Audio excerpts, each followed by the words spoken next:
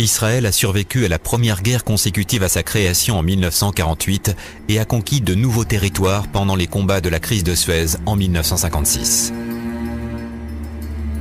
L'Égypte et ses alliés souhaitent ardemment effacer les défaites subies et préparent leur revanche. En 1967, Israël déclare la guerre à ses voisins arabes. La rapidité de cette offensive lui donnera son nom, la guerre des 6 jours. En 1973, le jour de la fête juive du Grand Pardon, Yom Kippour en hébreu, la coalition arabe déclare à son tour la guerre aux Israéliens. Beaucoup mieux organisée et bénéficiant d'un effet de surprise totale, l'offensive arabe connaît à nouveau l'échec. Pour Israël, la catastrophe a été évitée de justesse. C'est la 4e guerre d'Israël avec ses voisins arabes du Proche-Orient. Mais pour bien comprendre ce qui s'est passé, revivons étape par étape tous ces événements.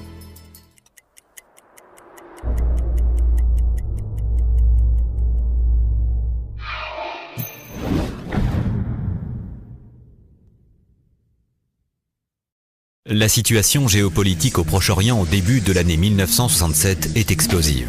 Le ressentiment arabe est fort, suite aux défaites subies pendant la guerre d'indépendance d'Israël en 1948, puis lors de la crise de Suez en 1956, où la coalition franco-anglo-israélienne avait battu les forces égyptiennes. Gamal Abdel Nasser, le raïs égyptien, est particulièrement désireux de reprendre les armes contre Israël, quitte à le faire seul. Réarmé et financé par l'Union soviétique, il pense parvenir à vaincre facilement l'armée israélienne.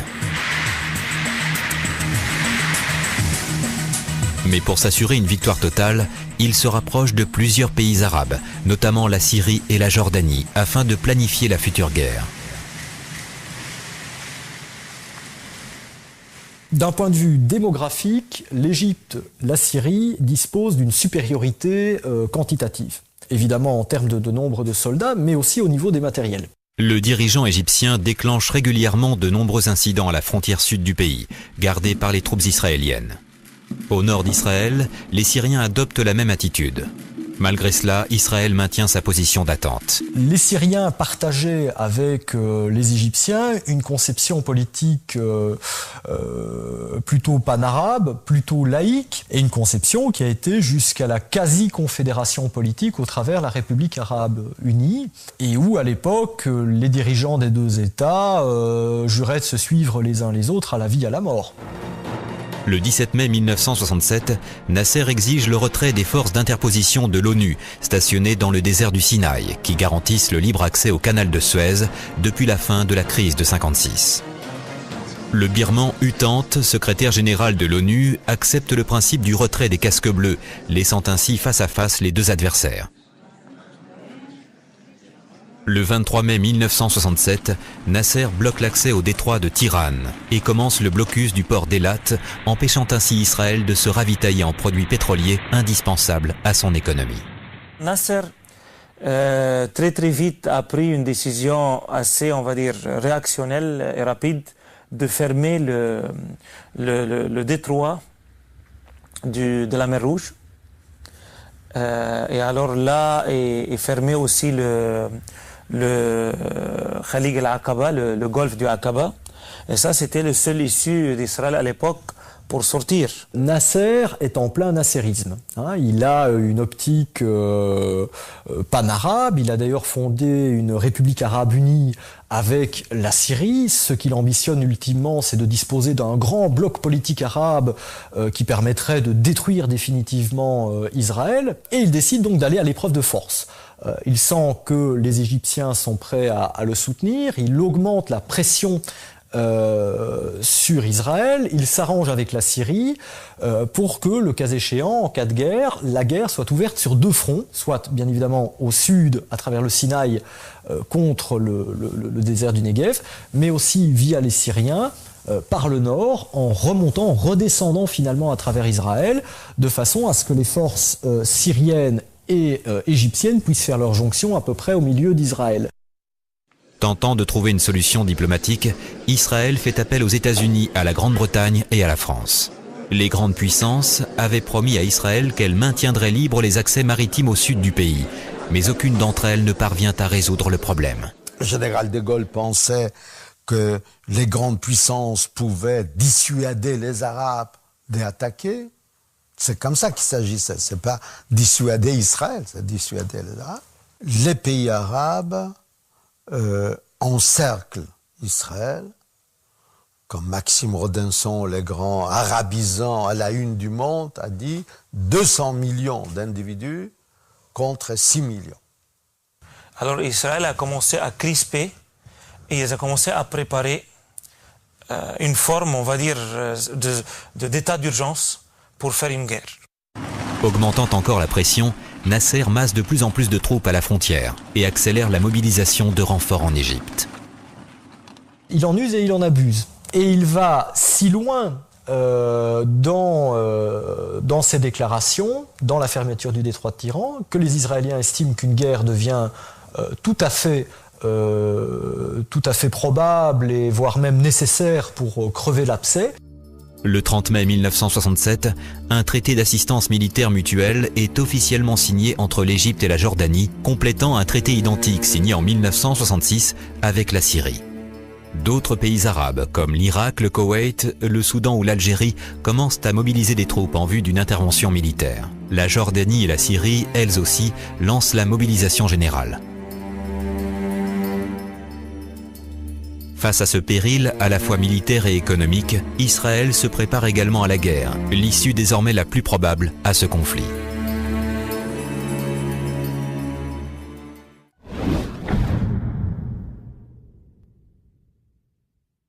Les forces aériennes sont une composante indispensable des armées adverses. Côté arabe, la plus grande force aérienne est celle stationnée en Égypte. Des avions de combat modernes de conception soviétique sont prêts à intervenir. On retrouve des appareils de la première génération, des appareils de chasse de la première génération, tels que le MiG-17, le MiG-19, quelques MiG-21, qui à l'époque sont considérés comme étant assez modernes. Parmi eux, 45 Tupolev Tu-16, bombardiers pouvant atteindre des cibles civiles ou militaires sur le front ou sur le territoire israélien, inquiètent terriblement les responsables israéliens. Israël ne dispose pas d'une force de bombardement, mais est doté de chasseurs récents, presque tous de conception française. Ces pilotes confirmés et bien entraînés peuvent être un atout décisif dans le futur conflit. Les blindés arabes proviennent presque tous d'Union soviétique. La Syrie dispose de très nombreux chars T-34 de différentes versions, mais aussi de quelques T-54 récents. Dans l'armée égyptienne, on trouve des T-54 et T-55 modernes, qui peuvent être des adversaires redoutables pour les colonnes blindées israéliennes. Mais la principale fierté de Nasser et des forces arabes, c'est la 4e division blindée égyptienne, disposée en réserve à l'arrière du front, qui regroupe environ 200 chars. De l'autre côté du front, les Israéliens possèdent de nombreux vieux Sherman et de plusieurs pelotons de Super Sherman, équipés du canon anti-char français de 75 mm, de quelques M48 américains flambant neufs et d'une centaine d'AMX-13 modernes fournis par la France. Mais c'est surtout l'infanterie qui reste la composante la plus nombreuse des armées engagées. Aux 100 000 soldats égyptiens et à ses alliés s'ajoutent de nombreux autres combattants venus de pays arabes. Plusieurs milliers de canons, des champs de mines et de nombreux points d'appui fortifiés et bien armés attendent aussi les soldats de Tsahal dans le désert du Sinaï. De l'autre côté, on a Israël, une force qui dispose d'unités professionnelles, mais dont la majeure partie des forces est quand même constituée de réservistes, des gens qui ont une vie civile tout à fait normale jusqu'à ce qu'ils soient rappelés. La détermination des soldats de part et d'autre est plutôt forte. Israël tient à survivre et à conserver les terres difficilement gagnées en 1948. La motivation arabe, quant à elle, a cru considérablement depuis les 2 derniers affrontements avec Israël et les soldats rêvent de venger les humiliations subies. Israël, ayant épuisé tous les recours diplomatiques et sentant la menace d'une guerre imminente, décide finalement d'attaquer afin de conserver l'initiative et l'effet de surprise.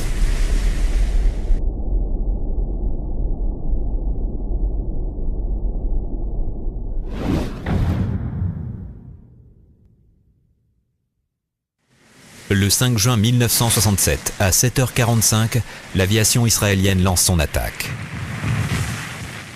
En fait, Israël a fait ça par surprise.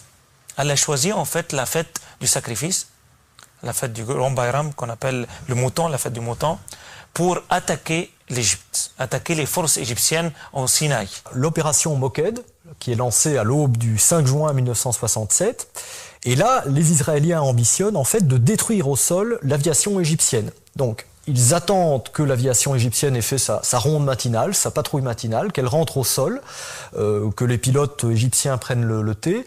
Et là, les appareils israéliens déboulent littéralement dans le ciel égyptien et frappent les unes après les autres les différentes bases aériennes égyptiennes. Après un détour par la Méditerranée à très basse altitude pour éviter toute tentative de détection par les radars égyptiens, la force de frappe aérienne d'Israël porte un coup décisif en détruisant au sol 309 des 340 avions des forces militaires aériennes égyptiennes.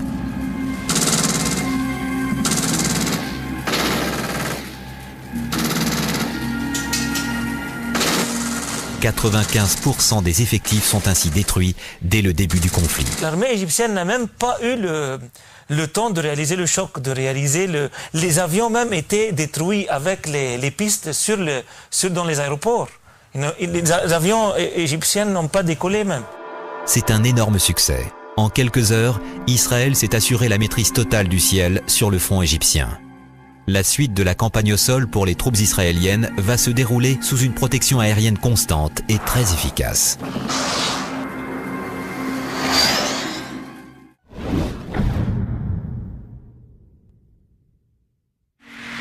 Devant le succès inespéré de l'offensive aérienne, Moshe Dayan, nommé ministre de la Défense d'Israël le 3 juin 1967, donne l'ordre d'attaquer les troupes terrestres arabes. En quelques heures, les colonnes blindées de 3 divisions israéliennes percent le front égyptien et font sauter les verrous fortifiés gardant les 3 principales routes traversant le Sinaï en direction de l'ouest. Elles se dirigent droit vers le canal de Suez.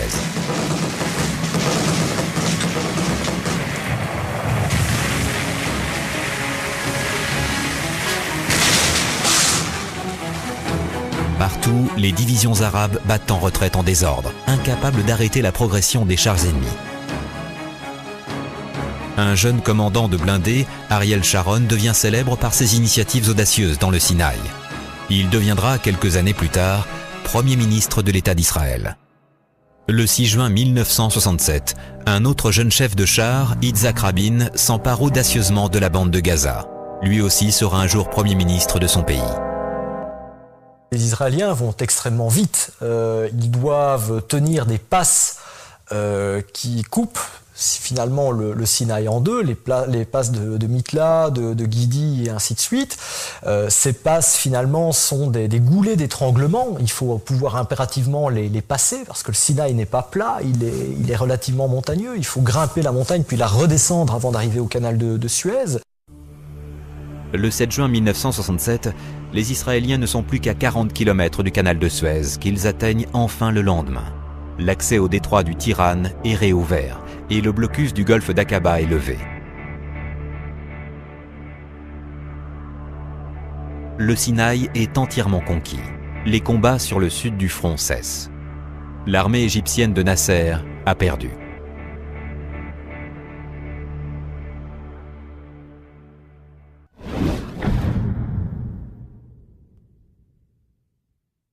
Du 5 au 9 juin 1967, sur le front syrien, les combats se limitent à des duels d'artillerie lourde à distance. Les Syriens, en fait, le plateau du Golan était à eux. C'était une partie de leur territoire qui offrait évidemment un avantage stratégique.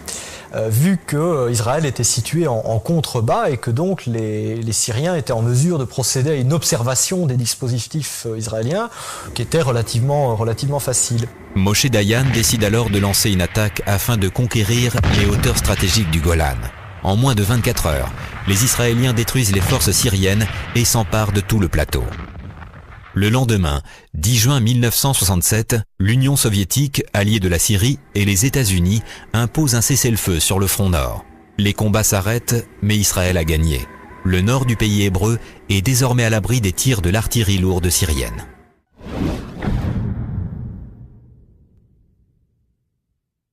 Trompée dans les premiers jours par la propagande égyptienne criant victoire, la Jordanie entre en guerre contre Israël et commence à bombarder Jérusalem-Ouest avec son artillerie lourde. Or, initialement, l'état-major israélien n'y avait pas prévu de combat. L'offensive au sud du front étant une réussite inespérée, Moshe Dayan décide d'envoyer immédiatement à Jérusalem des troupes en renfort. Détournés de leur objectif dans le Sinaï, des soldats du 66e bataillon parachutiste entrent dans Jérusalem le 5 juin au soir. Après 2 jours de combats acharnés et meurtriers, parfois au corps à corps, Jérusalem-Est est conquise. La prise du mur des lamentations, la prise de Jérusalem-Est a été extrêmement médiatique, évidemment, en Israël, parce qu'il s'agissait de revenir à l'un des lieux saints entre tous du judaïsme, évidemment. Alors c'était une progression extrêmement compliquée, vu que les ruelles de Jérusalem-Est, du vieux Jérusalem, sont extrêmement petites. Elles sont évidemment très favorables à des embuscades. Combattre là-dedans est quelque chose d'extrêmement difficile. Combattre et progresser est extrêmement difficile. Et des soldats israéliens sont morts pratiquement sur le parvis du mur des lamentations.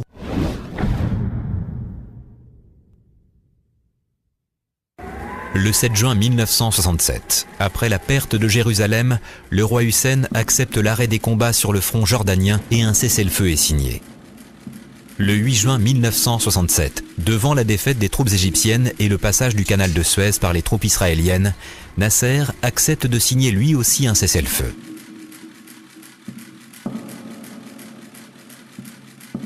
Les Israéliens repassent de l'autre côté du canal. Le 10 juin 1967, les États-Unis et l'URSS imposent à Israël un cessez-le-feu sur le front syrien.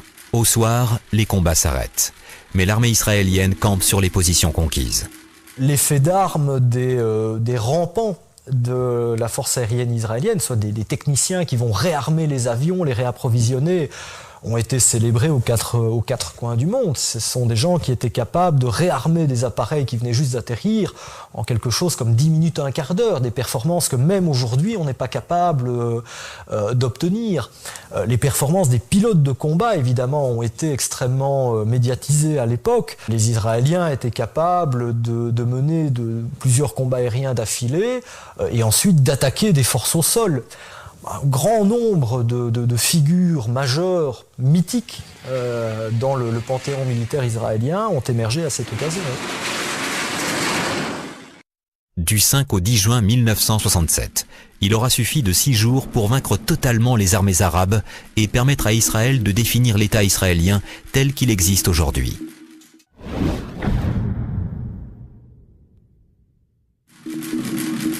Israël est passé de 20 000 à 88 000 km², quadruplant ainsi la superficie de son territoire.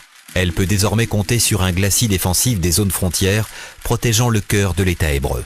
Jérusalem est réunifiée. Les pertes arabes sont très importantes. Au niveau humain, environ 20 000 Égyptiens, 6 000 Jordaniens et 500 Syriens sont morts. C'était en fait une guerre assez atroce qui a fait beaucoup de victimes, surtout du côté égyptien, bien sûr. Et ça n'a pas été du tout, on va dire, oublié, à mon avis, jusqu'aujourd'hui, oublié dans l'esprit du peuple égyptien. Pas mal de victimes, pas mal de morts, des dégâts, pratiquement une grande partie de l'armée égyptienne est complètement détruite. Et pire que tout ça, la presqu'île du Sinaï est occupée jusqu'au canal du Suez. Côté israélien, on compte 1 millier de morts. Au sortir de la guerre des 6 jours, les États arabes souhaitent déjà une revanche.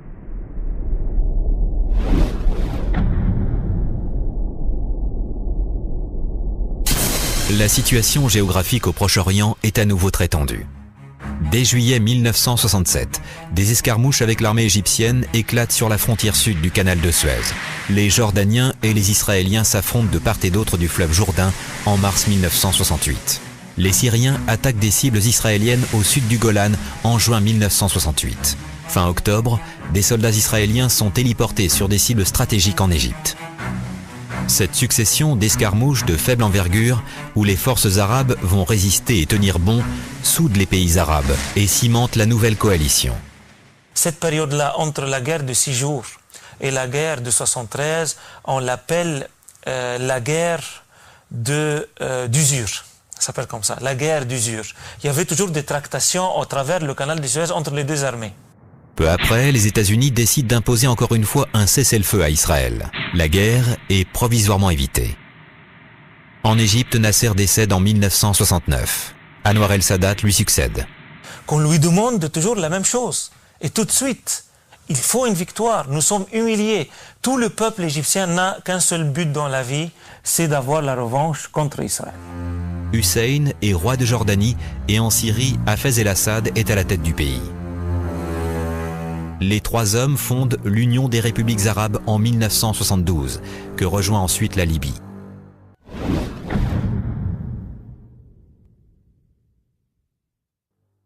La première des causes du déclenchement de la guerre du Kippour, c'est tout d'abord l'envie de laver l'humiliation subie lors de la guerre des 6 jours en 1967. Sadat, il était obligé d'utiliser aussi son intelligence. C'est un homme très intelligent et très rusé. On va rendre le coup, comme vous dites, avec Yom Kippour. Alors aussi une fête, que tous les Israéliens et tout ça sont en repos et tout ça. On va nous prendre notre revanche, on va attaquer aussi par surprise. De plus, le but n'est plus le même. Ce n'est plus la destruction d'Israël qui est visée. Les pays arabes ont compris que la communauté internationale ne les laissera pas faire. Les causes immédiates, c'est l'incapacité du renseignement israélien et du niveau politique israélien à bien comprendre ce qui est en train de se passer de l'autre côté de la frontière. C'est-à-dire que les Américains préviennent assez rapidement les Israéliens que les Égyptiens et les Syriens sont en train de monter en puissance et que tout cela commence à ressembler furieusement à des préparatifs de guerre. Un certain nombre de gens, au Mossad, au Shin Bet, avertissent également le niveau politique israélien en leur disant que, effectivement, les préparatifs égyptiens et syriens ont tout de préparatifs de guerre. Et le niveau politique israélien reste relativement attentiste par rapport à cela. Il décide d'attendre l'après-Kippour pour mobiliser le cas échéant les troupes, sauf évidemment qu'Égyptiens et Syriens vont chercher à combattre, à battre le plus rapidement l'armée israélienne avant qu'elle ne puisse procéder au rappel de ses réserves. Parce que là, elle sait que si les réserves sont effectivement engagées dans la bataille, elles ont relativement peu de chances de gagner les opérations, elles doivent donc faire extrêmement vite. Et le niveau politique israélien ne comprend pas finalement les intentions des Égyptiens et les intentions des Syriens qui sont tout simplement de se venger. Sadat nous a toujours dit qu'il ferait la paix avec Israël, mais il fallait d'abord qu'il donne le sentiment aux Arabes qu'ils ne sont pas inférieurs. Donc, il voulait gagner une bataille. Par contre, une guerre visant à reconquérir les territoires annexés par Israël en 67 peut quasiment être considérée comme légitime au regard de la résolution 242 des Nations Unies.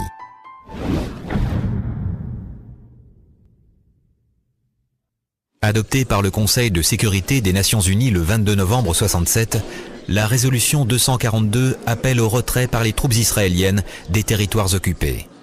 Elle demande aussi le respect de l'intégrité des frontières et de l'indépendance politique de tous les États de la région.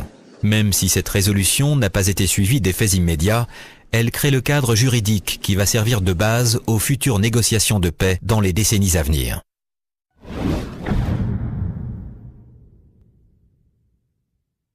Le Golan, le Sinaï, Gaza, Jérusalem, autant de raisons de déclencher une guerre. Mais cette fois, les pays arabes ne laissent aucune place à l'improvisation. Et la première des conditions pour réussir leur attaque, c'est ce qui les a perdus en 67, l'effet de surprise. Jouant sur l'excès de confiance de l'état-major israélien, persuadé de l'impréparation des forces arabes et de l'invincibilité de Tsahal, les forces arabes vont s'entraîner et se préparer méticuleusement. L'Union soviétique fournit le matériel nécessaire au réarmement massif des armées arabes. Côté arabe, l'Égypte, une fois de plus, fournit le plus gros du contingent. 785 000 hommes, dont 485 000 réservistes. 604 appareils de combat, 2200 chars de combat et 30 chars lourds. Et surtout, l'Égypte s'est dotée récemment d'armes anti-aériennes modernes soviétiques. Côté syrien, la mobilisation a été importante. 310 000 hommes, dont 190 000 réservistes. 355 appareils de combat, 1650 chars de combat et 35 chars lourds. Les autres contingents arabes, irakiens, palestiniens, jordaniens, marocains, algériens, tunisiens, fournissent environ 50 000 combattants, 800 chars et une centaine d'avions. De plus, certains grands pays arabes, riches producteurs de pétrole comme l'Arabie Saoudite et le Qatar, financent la campagne et apportent plusieurs centaines de millions de dollars. Côté israélien, Tsahal s'est considérablement renforcé et modernisé. Les 386 avions de la chasse israélienne sont à la pointe de la technologie guerrière. Israël a mobilisé 315 000 hommes, dont 200 000 réservistes. Ils sont répartis en 39 brigades, dont 16 blindés, 6 mécanisés et 5 parachutistes, les célèbres Golanis. De plus, le long du canal de Suez, Israël a implanté une ligne de défense statique, la ligne Bar-Lev, constituée de 30 points d'appui fortifiés, les Muazzim. Israël va construire la ligne de Bar-Lev, qui est une ligne en fait de fortification énorme. Ils disent, les militaires, qu'il était la ligne la plus forte à l'époque dans le monde, qui n'a rien à voir même avec la ligne Maginot que la France a construite ici en France. C'était encore beaucoup plus puissant. Tout est maintenant en place, l'offensive peut débuter.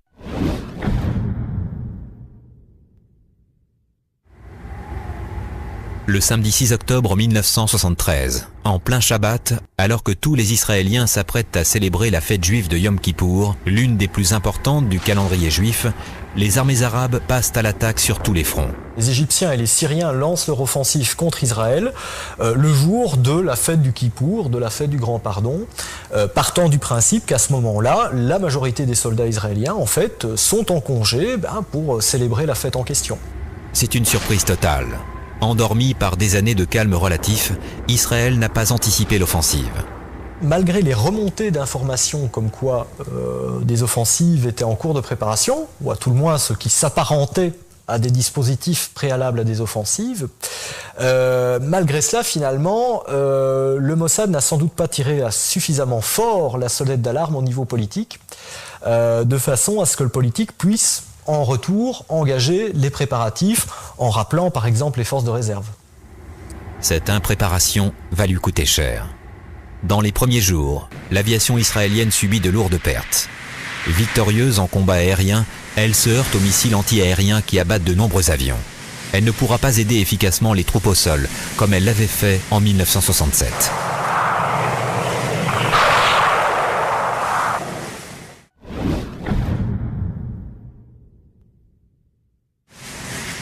Le 6 octobre 1973, à 14h20, les armées syriennes franchissent la ligne pourpre, frontière entre Israël et la Syrie.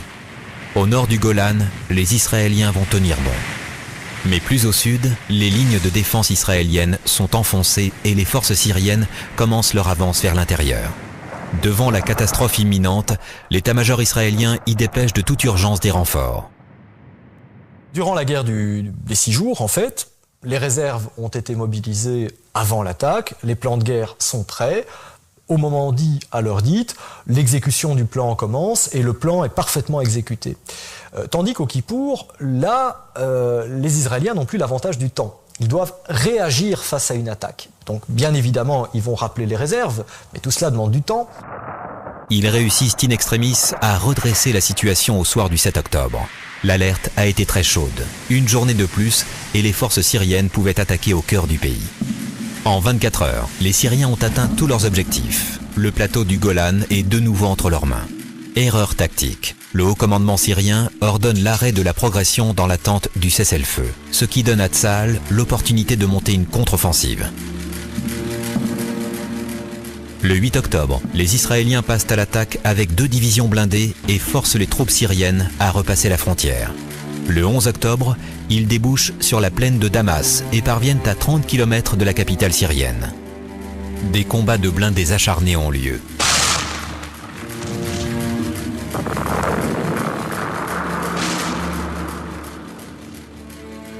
Le front nord se stabilise alors, les 2 protagonistes ayant besoin de souffler.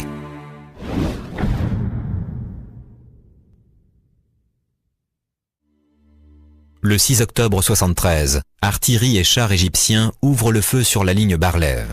En peu de temps, plus de 100 000 obus s'abattent sur les positions israéliennes. Les Israéliens se voient complètement bousculés. Ils pensaient que le canal de Suez était infranchissable du fait de dunes de sable. Or, les Égyptiens trouvent la parade. Ils emploient des jets d'eau à forte pression qui font en sorte que le sable finisse par s'écouler. Et donc, à partir de ce moment-là, les Égyptiens sont en mesure de mettre en place des ponts du génie, des ponts mobiles, etc., et de lancer leurs troupes à l'assaut du Sinaï. Un gigantesque assaut amphibie commence et les premières troupes égyptiennes traversent le canal sur des canaux d'assaut, protégés par un brouillard artificiel. À 18h, plus de 30 000 hommes ont déjà traversé et la tête de pont s'organise. Le premier pont égyptien lancé sur le canal de Suez est maintenant opérationnel. En moins de 24 heures, 100 000 hommes et 1300 chars passent à l'attaque des fortins israéliens de la ligne Bar-Lev et découvrent que seuls 17 des 30 fortins sont occupés. Un seul, au nord de la ligne, baptisé Budapest, tiendra bon jusqu'à l'arrivée des renforts. Pris totalement par surprise, les Israéliens tentent de dégager les points d'appui. Des dizaines d'avions israéliens sont sacrifiés par les missiles soviétiques SAM, sans parvenir à un résultat probant. De même, les mines, les missiles anti-chars Sager et le fameux RPG-7 portable détruisent un nombre important de chars israéliens. Pour la première fois, Tsahal est mise gravement en échec. C'était un exploit et un miracle de traverser le canal de Suez, qui était la plus grande barrière maritime jamais traversée avec cette façon dans l'histoire des armées du monde. Le 8 octobre, une première grande contre-offensive israélienne est lancée. Mal préparée, c'est une défaite totale. Le 9 octobre, les Égyptiens, ayant repris la rive est du canal de Suez et une bande de terrain suffisamment large pour la protéger, freinent leur progression et attendent le cessez-le-feu. Néanmoins, pour soulager le front syrien qui commence à craquer, ils reprennent l'offensive en profondeur dans les sables du Sinaï. À partir du 11 octobre, les renforts israéliens font pencher la balance. En 2 jours, les proportions de pertes s'inversent. Le 14 octobre, 1200 chars s'affrontent dans le plus grand combat blindé des guerres israélo-arabes. C'est le tournant de la guerre sur le front sud. Le 15 octobre, ils repoussent les Égyptiens jusqu'au canal qu'ils franchissent le soir même. Les combats se déroulent maintenant sur la terre égyptienne. C'est la 143e division blindée du général Ariel Sharon qui est en pointe du dispositif. Les 16 et 17 octobre, les combats de la ferme chinoise sont particulièrement âpres. Pendant plusieurs jours, attaques et contre-attaques se succèdent. C'est là où un personnage comme Sharon, qui a complètement brouillé les cartes et les projets des états-majors, il a foncé à la tête de sa colonne de chars, il a contourné la 13e armée égyptienne, il les a pris dans... Les Égyptiens pensaient qu'il était en train de foncer sur Tel Aviv et ils sont retrouvés encerclés par les Israéliens. Le 22 octobre, Port Saïd et Suez sont menacés et la 3e armée égyptienne est totalement encerclée. Les 22 et 23 octobre, les résolutions 339 et 340 du Conseil de sécurité de l'ONU demandent l'arrêt des combats. Le 24 octobre, tous les belligérants acceptent le cessez-le-feu. La guerre du Kippour est terminée.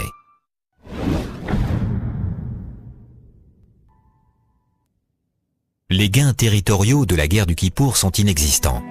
Pratiquement, les frontières restent ce qu'elles étaient avant le début du conflit. Pour Israël, les pertes humaines sont très lourdes. Plus de 3000 morts et 8000 blessés. Plus de la moitié sont des tankistes.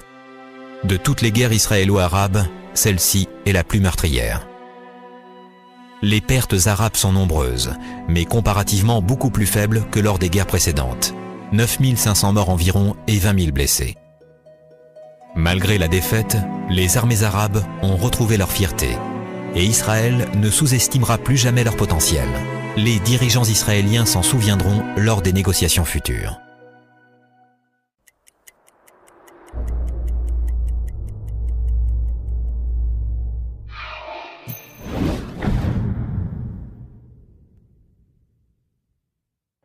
Née en 1898 dans la communauté juive implantée à Kiev en Ukraine, Golda Meir émigre très jeune aux États-Unis. En 1921, elle part s'installer définitivement en Palestine. Nommée ministre du Travail juste après la création de l'État d'Israël, puis ministre des Affaires étrangères, elle assume avec succès plusieurs hautes fonctions politiques et devient l'une des figures charismatiques du jeune État hébreu. Le décès de Lévi Eshkol, Premier ministre de l'État d'Israël, lui offre l'opportunité de diriger le pays en tant que Premier ministre en 1969. Ces dernières années seront marquées par ses prises de position dures contre la création d'un État palestinien et particulièrement lors de la visite en Israël du président égyptien Anwar el-Sadat en novembre 1977. Elle décède en 1978. Moshe Dayan est né le 20 mai 1915 dans l'un des tout premiers kibboutz créés en Palestine. Très tôt, en 1930, il rejoint les rangs de la Haganah et ses milices combattantes pour la création d'un État hébreu. Pendant la Deuxième Guerre mondiale, il combat dans les rangs de l'armée britannique, puis dans les forces australiennes. Il y perd son œil en Syrie en combattant les forces françaises de Vichy. Son bandeau noir sur l'œil gauche deviendra célèbre. Colonel puis général, il devient en 1955 chef d'état-major des armées de Tsahal. En 1956, il se lance dans la politique et devient ministre de la Défense d'Israël en 1967, peu de temps avant le déclenchement de la guerre des 6 jours. Retiré de la vie politique pour raisons de santé, il participe cependant à l'élaboration des accords de paix de Camp David en septembre 1978 et décède en 1981.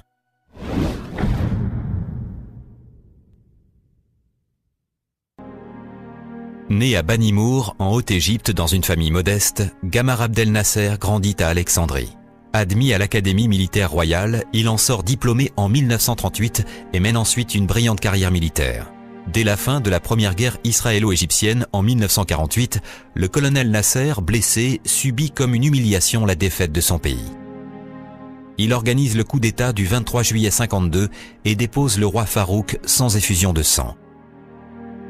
Le 23 juin 1956, il est officiellement élu président de la République par référendum. Au plan national, il prend des mesures radicales, notamment avec la réforme agraire visant à créer une classe moyenne de petits propriétaires terriens. Il interdit les partis politiques et fonde un parti unique. Enfin, il nationalise les biens étrangers en Égypte et élimine toute opposition. Au plan international, Nasser incarne le projet d'unité du monde arabe. Il meurt subitement d'une crise cardiaque le 28 septembre 1970. Les funérailles du Raïs donnent lieu au rassemblement de millions de personnes. Anwar el-Sadat est né en Égypte le 25 décembre 1918.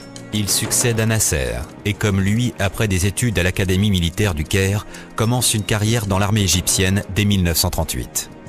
Il participe en 1952 au coup d'État qui amène Nasser au pouvoir. Sa carrière politique va suivre celle de son mentor. À la mort de Nasser, il est nommé triomphalement président de l'Égypte. En 1973, pendant la guerre du Kippour, il tente encore une fois de combattre Israël et de reprendre le Sinaï perdu en 1967. Sadat a perdu la guerre, mais il a restauré l'honneur des armées égyptiennes et prouvé que Tsahal n'est pas invincible. Désormais, tout devient possible. Le processus de paix entre Israël et l'Égypte peut commencer. Et là, il faut rendre, encore une fois, hommage à Sadat, c'est un personnage extraordinaire.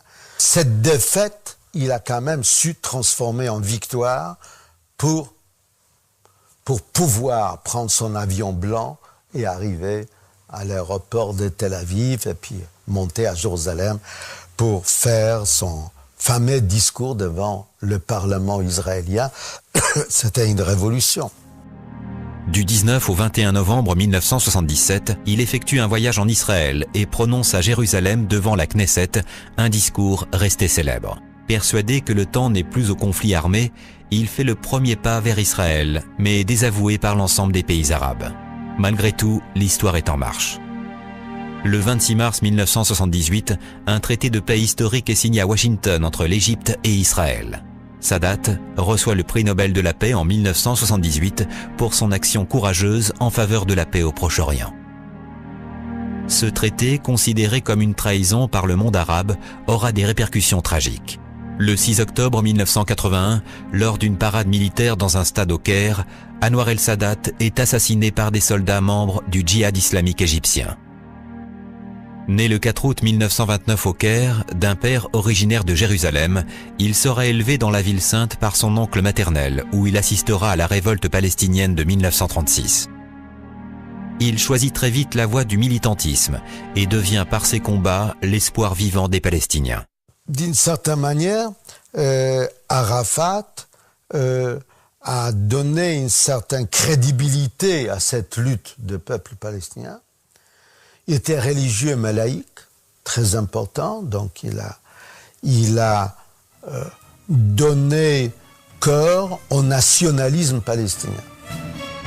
En 1969, Yasser Arafat prend la tête de l'OLP. En 1974 et 1975, Yasser Arafat réussit à obtenir des Nations Unies la reconnaissance des droits inaliénables du peuple palestinien. C'est le début d'un lent processus de paix au Proche-Orient qui n'est toujours pas achevé aujourd'hui.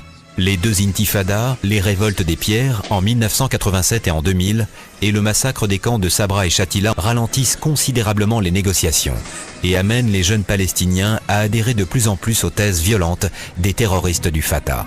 En 1994, Yasser Arafat reçoit le prix Nobel de la paix, conjointement avec Shimon Peres et Yitzhak Rabin, pour ses efforts en faveur de la paix. C'était un personnage, un bon organisateur, malin, rusé.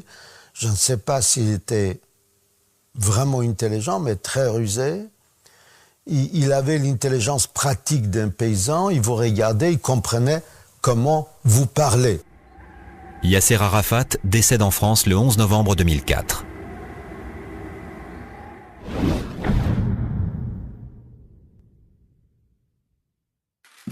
Jimmy Carter est né le 1er octobre 1924 dans l'État américain de Géorgie. Il est élu sénateur dans les années 60, puis gouverneur de l'État de Géorgie en 1974. Le 20 janvier 1977, il devient le 39e président des États-Unis. Un grand moment de son mandat présidentiel est la signature des accords SALT II avec l'Union soviétique portant sur la réduction des armements nucléaires stratégiques. Mais son plus grand succès médiatique est la réussite du sommet de Camp David aux États-Unis entre le 15 et le 17 septembre 1978, où il organise la rencontre entre le président arabe Anwar el-Sadat et le premier ministre israélien Menahem Begin. Cette rencontre historique aboutira quelques mois plus tard sur le premier traité de paix entre l'Égypte et Israël. Les accords de Camp David marquent l'histoire. Pour ses différentes actions humanitaires en faveur de la paix, Jimmy Carter reçoit le prix Nobel de la paix en 2002. Il vit toujours aux États-Unis.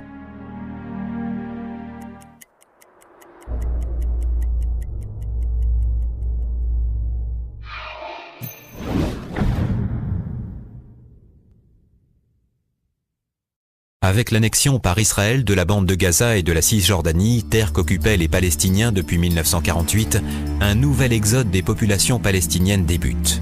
N'ayant plus aucun territoire sous leur contrôle, ils se réfugient principalement au sud du Liban et en Jordanie.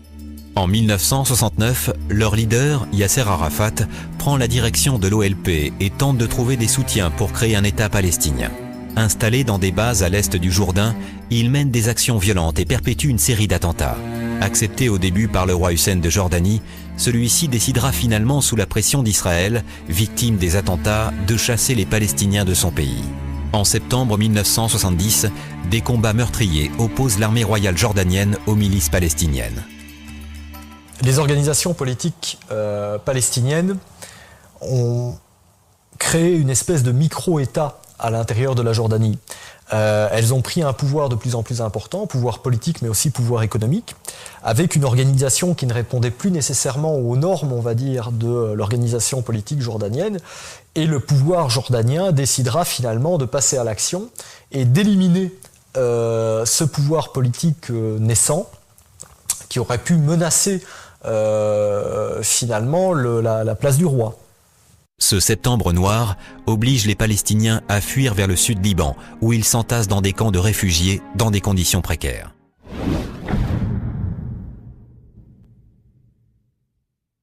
En septembre 1967, les pays arabes réunis au sommet de Khartoum au Soudan prennent ce qui sera appelé la résolution des 3 non. Non à la paix avec Israël, non à la reconnaissance de l'État d'Israël et non à toute négociation avec Israël. Les Israéliens pensent toujours que les Arabes jouent beaucoup, font souvent une guerre psychologique. Vous allez voir ce que vous allez voir. Et puis, les autres Arabes, c'est toujours la même chose. Il y a, malgré tout, dans le monde arabe, au fond de chacun, il y a un refus d'Israël. Même ceux qui signeront demain la paix. Il faudrait des générations ensuite pour qu'ils acceptent Israël physiquement pour toujours.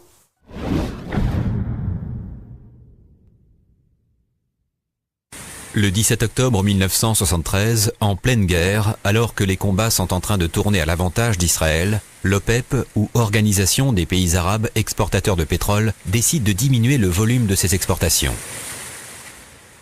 Peu après la fin des combats, en représailles, elle augmente considérablement le prix du baril de pétrole brut, créant ainsi de graves difficultés économiques aux pays industrialisés. C'est le premier choc pétrolier.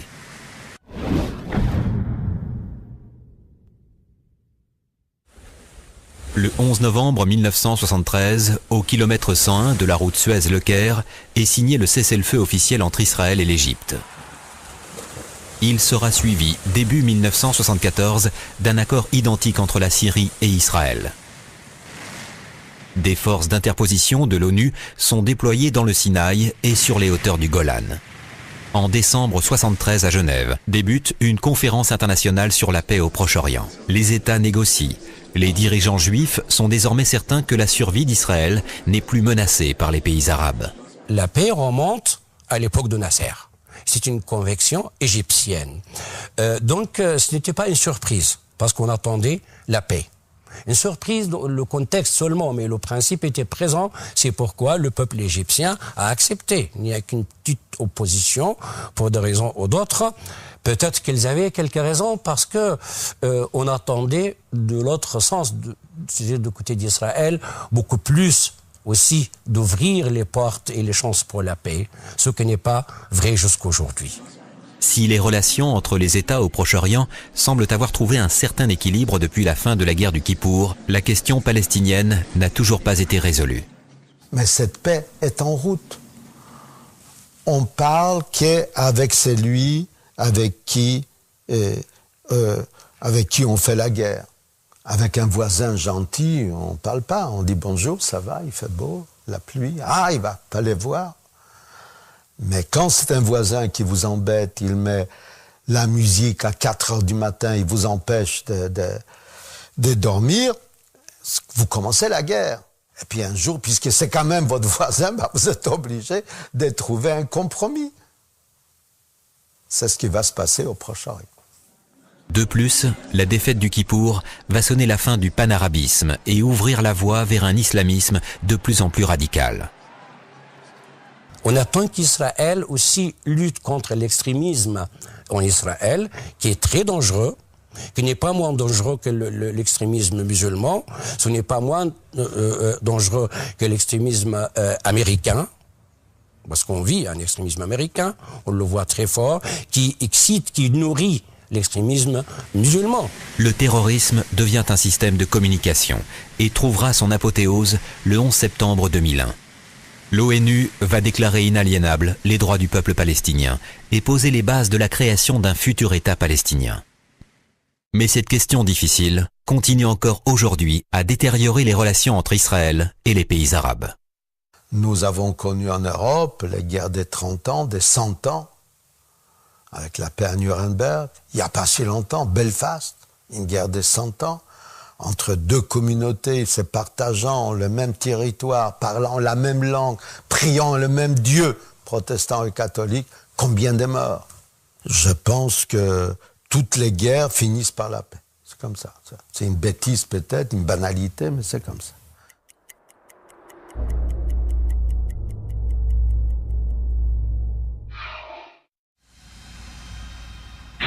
La situation géopolitique au Proche-Orient au début de l'année 1967 est explosive. Ayant en mémoire les défaites de 1948 et de 1956, Nasser, le Raïs égyptien, persuade la Syrie et la Jordanie de rejoindre la coalition contre Israël. Le 17 mai 1967, Nasser exige le retrait des forces d'interposition de l'ONU stationnées dans le Sinaï. Le 23 mai 1967, il bloque le détroit de Tiran, coupant ainsi l'approvisionnement en pétrole d'Israël. Après l'échec des solutions diplomatiques, Israël entre en guerre. Le 5 juin 1967, la force de frappe aérienne d'Israël détruit au sol 90% des 340 avions égyptiens. En quelques jours, les colonnes blindées israéliennes bousculent les Égyptiens, envahissent la bande de Gaza et atteignent le canal de Suez. Le Sinaï est entièrement conquis. L'Égypte a perdu. Le 6 juin, la Jordanie commence à bombarder Jérusalem-Ouest. Moshe Dayan décide d'y envoyer des troupes. En moins de 24 heures, les Israéliens repoussent les forces syriennes et s'emparent de tout le plateau du Golan. Le 10 juin 1967, la guerre des 6 jours est terminée. Elle a des conséquences importantes. Les Palestiniens perdent leur dernière terre et, vivant dans des conditions déplorables, se tournent pour certains vers le terrorisme. La résolution 242 de l'ONU reconnaît enfin officiellement les droits du peuple palestinien. Vaincus, les pays arabes vont cultiver un fort esprit de revanche et planifier la riposte. L'Union soviétique, en pleine guerre froide, procède au réarmement des pays arabes. Les conditions sont réunies pour qu'un futur affrontement éclate. 6 ans plus tard, le samedi 6 octobre 1973, lors de la fête juive de Yom Kippour, les armées arabes à nouveau réunies lancent une attaque surprise sur tous les fronts.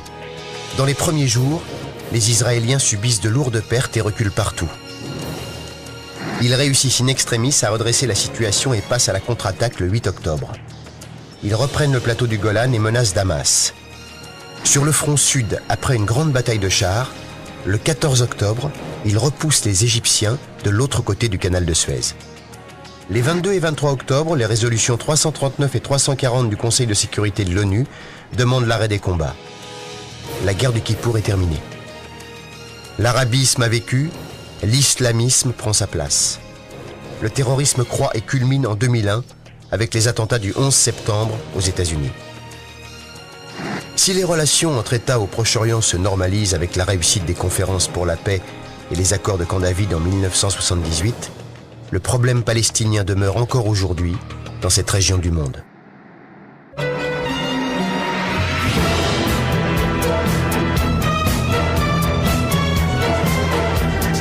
Ich bin ein Berliner.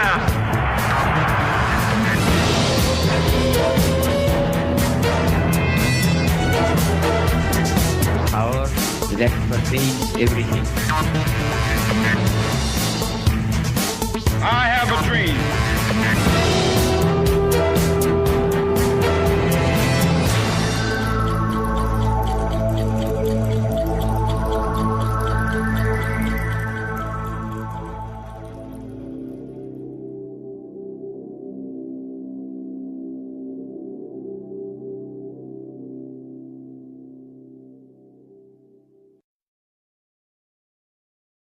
Le 3 mai 1967, Nasser bloque l'accès au détroit de Tiran et commence le blocus du port d'Eilat, empêchant ainsi Israël de se ravitailler en produits pétroliers indispensables à son économie.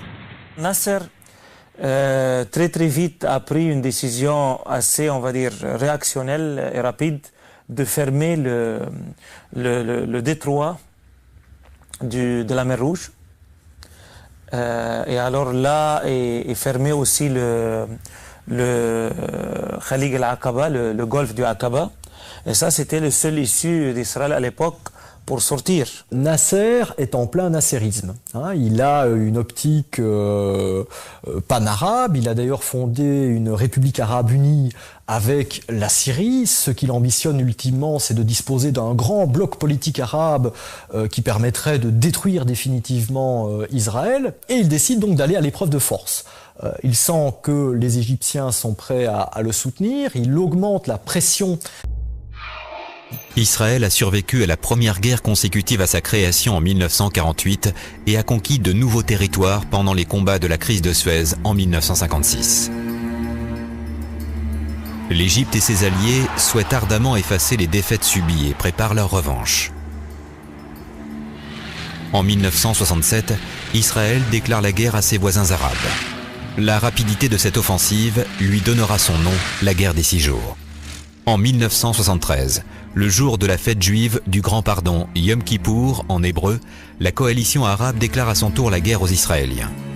Beaucoup mieux organisée et bénéficiant d'un effet de surprise totale, l'offensive arabe connaît à nouveau l'échec. Pour Israël, la catastrophe a été évitée de justesse. C'est la 4e guerre d'Israël avec ses voisins arabes du Proche-Orient. Mais pour bien comprendre ce qui s'est passé, revivons étape par étape tous ces événements.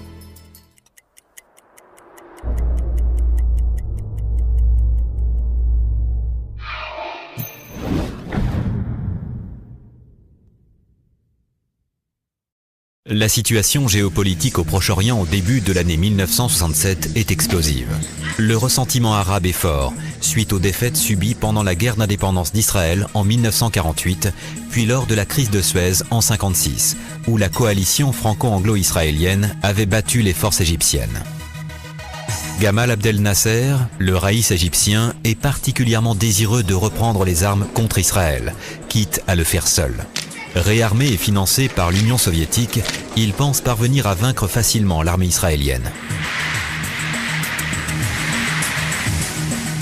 Mais pour s'assurer une victoire totale, il se rapproche de plusieurs pays arabes, notamment la Syrie et la Jordanie, afin de planifier la future guerre. D'un point de vue démographique, l'Égypte, la Syrie disposent d'une supériorité quantitative. Évidemment en termes de nombre de soldats, mais aussi au niveau des matériels. Le dirigeant égyptien déclenche régulièrement de nombreux incidents à la frontière sud du pays, gardée par les troupes israéliennes. Au nord d'Israël, les Syriens adoptent la même attitude. Malgré cela, Israël maintient sa position d'attente. Les Syriens partageaient avec les Égyptiens une conception politique plutôt panarabe, plutôt laïque, et une conception qui a été jusqu'à la quasi-confédération politique au travers la République arabe unie, et où à l'époque les dirigeants des deux États juraient de se suivre les uns les autres à la vie et à la mort. Le 17 mai 1967, Nasser exige le retrait des forces d'interposition de l'ONU stationnées dans le désert du Sinaï, qui garantissent le libre accès au canal de Suez depuis la fin de la crise de 1956. Le birman U Thant, secrétaire général de l'ONU, accepte le principe du retrait des casques bleus, laissant ainsi face à face les deux adversaires. Le 20... sur Israël, il s'arrange avec la Syrie pour que, le cas échéant, en cas de guerre, la guerre soit ouverte sur deux fronts, soit bien évidemment au sud, à travers le Sinaï, contre le désert du Negev, mais aussi via les Syriens, par le nord, en remontant, en redescendant finalement à travers Israël, de façon à ce que les forces syriennes et égyptiennes puissent faire leur jonction à peu près au milieu d'Israël. Tentant de trouver une solution diplomatique, Israël fait appel aux États-Unis, à la Grande-Bretagne et à la France. Les grandes puissances avaient promis à Israël qu'elles maintiendraient libres les accès maritimes au sud du pays, mais aucune d'entre elles ne parvient à résoudre le problème. Le général de Gaulle pensait que les grandes puissances pouvaient dissuader les Arabes d'attaquer. C'est comme ça qu'il s'agissait. C'est pas dissuader Israël, c'est dissuader les Arabes.